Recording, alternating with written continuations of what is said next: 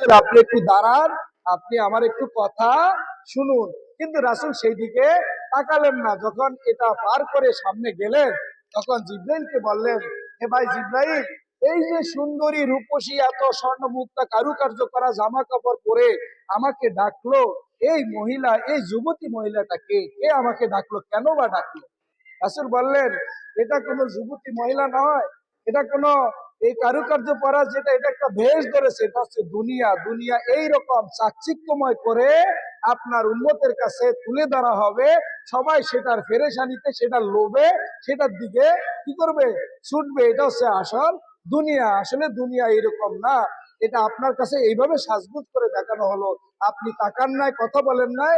এটা অনেক ভালো হয়েছে। আপনার উম্মতের মধ্যে অনেকেই এই কাজটা, দুনিয়ার লাভ লোভ তাকে গ্রাস করতে পারবে না। এরপরে সামনে যাওয়ার পরই আবার দেখলেন এক বুড়ি, কুৎসিত চেহারার অধিকারী, জীর্ণ শীর্ণ পোশাক, একেবারে দেখতে বিদকুটে, সেও আহ্বান করলো, রাসূল আপনি আমার কি করেন, কিছু কথা শুনুন।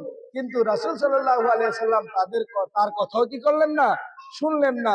সামনে যাওয়ার পর জিব্রাইলকে জিজ্ঞাসা করলেন, জিব্রাইল যেহেতু সামনে ড্রাইভার, পিছনে মিকাইল, রাসূল মাঝে বসা, যে এই বুড়িকে, এইরকম চেহারা কেন, বিদকুটে চেহারা, দেখতে জীর্ণ শীর্ণ, কাপড় চোপড় ভালো দেখা যায় না, এই মহিলাকে কেন আমাকে আহ্বান করলো? তখন রাসূল সাল্লাল্লাহু আলাইহি ওয়াসাল্লামকে জিবরাইল জানালেন, এটাই হচ্ছে দুনিয়া। আসলে দুনিয়ার চেহারাটা এমনই, দুনিয়াটাই ক্ষণস্থায়ী, দুনিয়াটা হচ্ছে এই রকম পাপ পঙ্কিলতায়, জীর্ণ শীর্ণ অবস্থায়, এটা খারাপ অবস্থায় এই দুনিয়াটা হচ্ছে এই রকমই। আসলে দুনিয়ার রূপ, আসল রূপটা আপনাকে যখন সে ভালো সেজে ধোকা দিতে পারলো না, তখন আসল রূপই আপনার সামনে আবার এসে প্রকাশ পেল। এরপরে রাসূল যখন সামনে একটু আগালেন বোরাক নিয়ে, সামনে দেখলেন যে এক ইবলিসের সাথে দেখা হলো। ইবলিস একেবারে, ইবলিস ইবলিস কি করলো, এভাবে সে আগুনের পাথর নিক্ষেপ করতেছে, আগুনের পাথর নিক্ষেপ করতেছে, একেবারে মূর্তির বেশ ধরে। মূর্তি আছে না, এখনকার সময় মূর্তির বেশ ধরে এভাবে আগুনের পাথর রাসূলের দিকে নিক্ষেপ করতেছিল। রাসূল দেখে সাথে সাথে জিব্রাইল বললেন, রাসূল আপনি বলেন আউযু বিল্লাহি মিনাশ শাইতানির রাজিম, আপনি এই আয়াত পড়েন। সাথে সাথে এই আয়াত পড়ার সাথে সাথে সে সেখান থেকে, তার রাস্তা থেকে পালিয়ে গেল। রাসূল জিজ্ঞাসা করলেন, হে জিব্রাইল, এই আগুনের পাথর নিক্ষেপ করতেছিল, এটা কে আবার?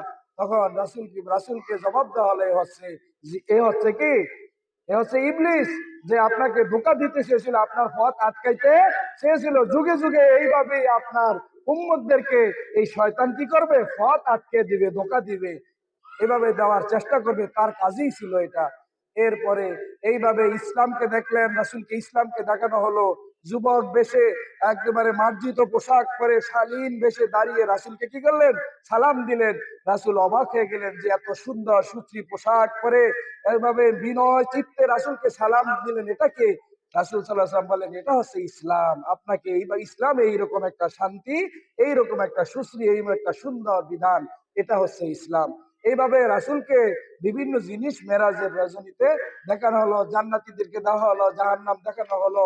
এরপরে সীতাকারিনীর ঘটনা বলি আমি আজকের আলোচনা শেষ করব।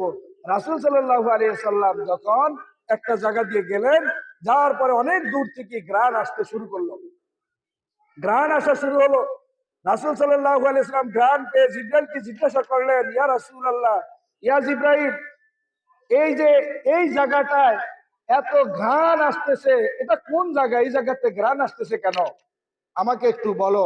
তখন জিব্রাইল বলল, এটা হচ্ছে ফেরাউনের কন্যা, ফেরাউনের কন্যার যে দাসী ছিল, এই দাসী এবং তার সন্তানের কবর, এই কবর থেকে কি আসতেছে, এখান থেকে ঘ্রাণ আসতেছে, জান্নাতের সুঘ্রাণ পাওয়া যাচ্ছে।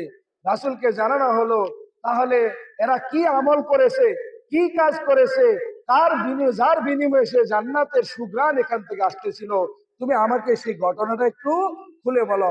তখন জিব্রাইল বলল, এই ফেরাউনের কন্যা, এর যে চুলের সীতা কাটতো, সীতা মানে চুল আশ্রয় দিত, যেই যেই যেই মেয়ে, একদিন তার হাত থেকে যখন চিরুনি পড়ে গেল, তখন সে বলেছিল বিসমিল্লাহ। বিসমিল্লাহ বলার সাথে সাথে সেই ফেরাউনের কন্যা বলেছিল যে বিসমিল্লাহ যে বললা, এই আল্লাহ আবার কোন আল্লাহ? আমার বাবা ছাড়া কি অন্য কোনো আল্লাহ আছে কিনা? আমার বাবার কথা বলছো কিনা?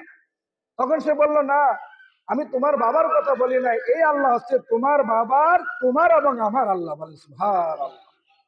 তখন বলা হলো, আমার বাবা ছাড়া তো এই জমানায়, এই জগতে, এই রাজ্যের ভিতরে অন্য কোনো কেউ আর নাই, অন্য কেউ নাই, তুমি আবার এর আবিষ্কার করলে কই থেকে? এ আল্লাহ আবার কোন আল্লাহ?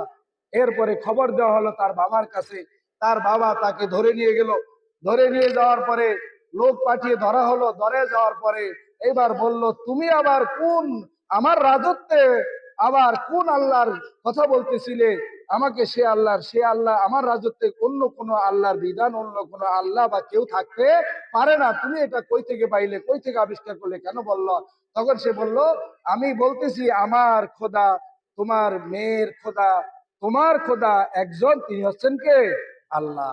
বলা হইলো যে আল্লাহর কথা আমার রাজ্যের ভিতরে বলা যাবে না, তাহলে তোমাকে হত্যা করে ফেলবো। বলা হলো, আমি হত্যা করলো, আমি কি করব? সে আল্লাহর কথাই বলবো। এবার তামার কড়াই আনা হলো।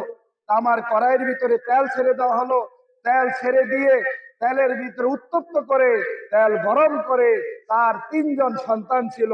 একে একে দুইজন সন্তানকে তেলের ভিতরে, মায়ের সামনে সন্তানকে তেলের কড়াইয়ের ভিতরে জীবন শেষ করা কতটা কষ্টের, কতটা কতটা ত্যাগের ব্যাপার! এটা একমাত্র মা ছাড়া এই সন্তানদের এইভাবে চোখের সামনে মাকে, মার সামনে সন্তান হত্যা করা, এটা মা ছাড়া কেউ বুঝতে পারবে না। বরং